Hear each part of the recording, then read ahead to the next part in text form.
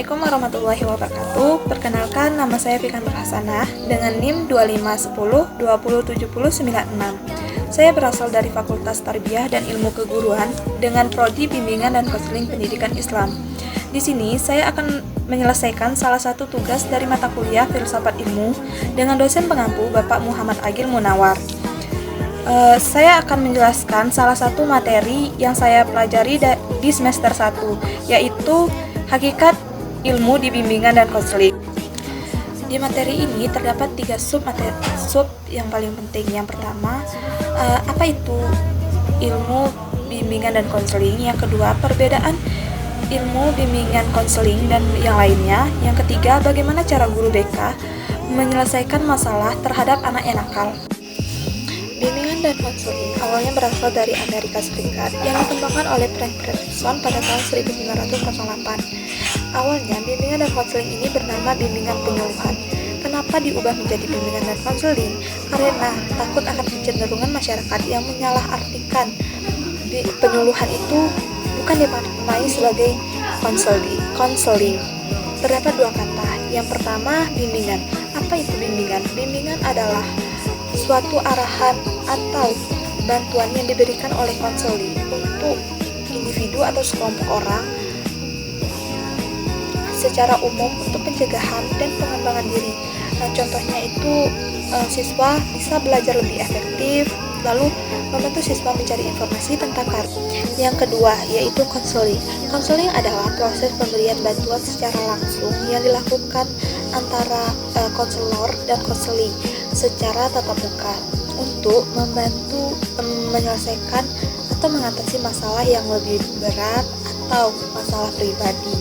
Contohnya kecemasan, konflik keluarga, dan depresi ringan yang dihadapi oleh konseli. Terdapat 4 bidang di BK, yaitu bidang pribadi, yaitu membantu siswa menerima, memahami, serta mengembangkan potensi diri secara positif. Yang kedua, bidang sosial, yaitu membantu siswa berkomunikasi secara efektif kepada orang lain. Yang ketiga, bidang belajar, yaitu membantu siswa lebih memahami dan dapat mengatur waktu serta meningkatkan prestasi akademiknya. Yang ketiga, yaitu lalu yang keempat, bidang karir, yaitu membantu siswa mengenali minat, bakat, dan peluang serta membantu siswa menggali informasi tentang dirinya untuk melanjutkan ke jenjang selanjutnya.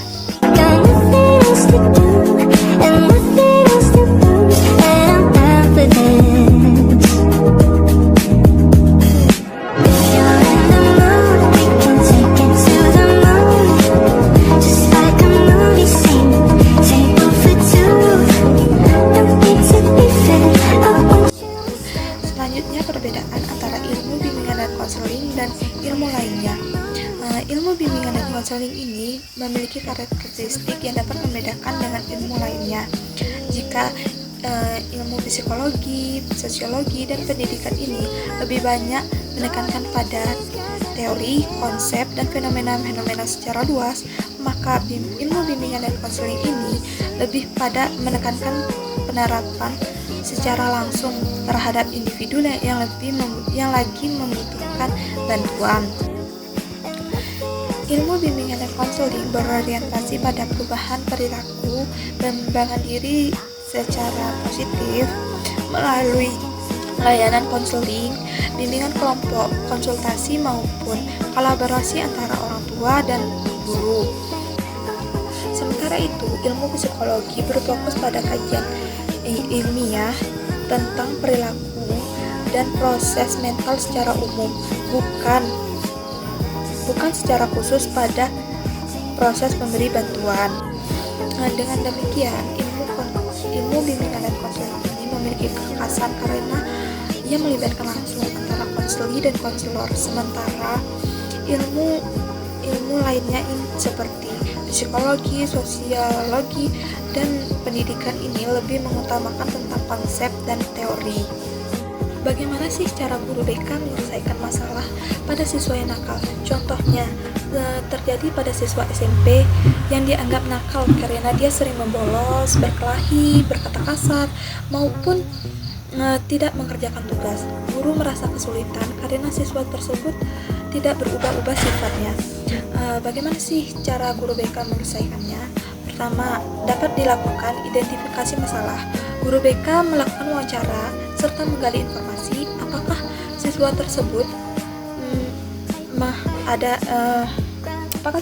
tersebut mengalami masalah keluarga, kurangnya perhatian orang tua, atau tekanan akademik.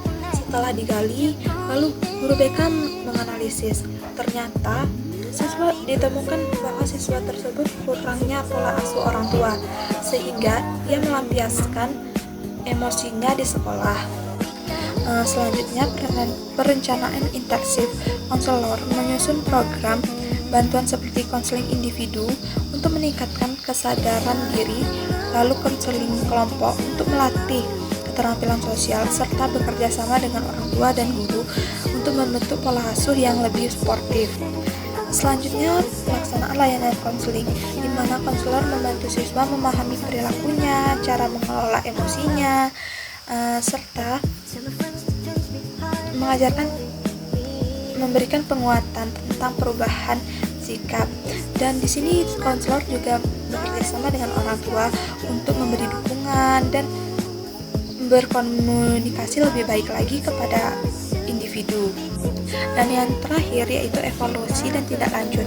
Di sini konselor memantau perkembangan diri siswa, apakah sudah mulai membaik. Jika belum, maka strategi selanjutnya akan diterapkan untuk mendapatkan perubahan yang lebih baik. Dan tujuan dari intervensi tadi itu untuk membantu agar siswa tidak hanya berhenti dari perilaku nakal, tetapi juga memiliki kesadaran diri, kontrol emosi, dan kemampuan sosial yang lebih baik agar masalah tersebut tidak terulang lagi.